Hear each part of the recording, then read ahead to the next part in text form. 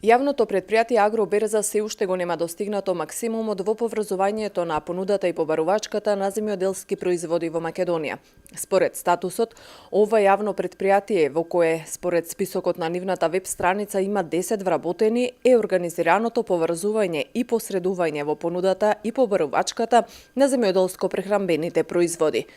Земјоделските експерти велат дека за пласманот на земјоделските производи Агроберзата може да биде од витално значење. Да се малку поангажират тука здруженијите земјоделски, како и самата влада, Министерството за земјоделие, шумарство и водостопанство, да има една интеграција со цел со помошта на Агроберза на Република Северна Македонија да изврши пласман на производи.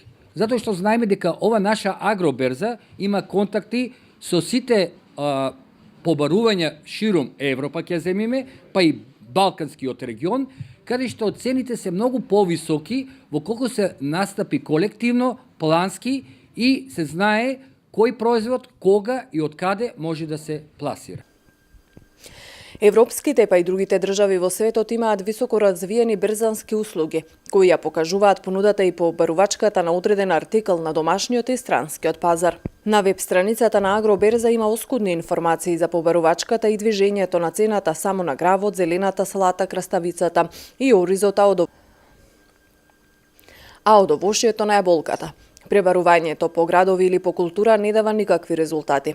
Членови на Агроберза можат да бидат предпријатија, земјоделски задруги, индивидуални земјоделски производители и други правни и физички лица што вршат дејност на производство, преработувачка и промет на земјоделско-прехранбени производи. Членувањето во берзата може да биде постојано или привремено.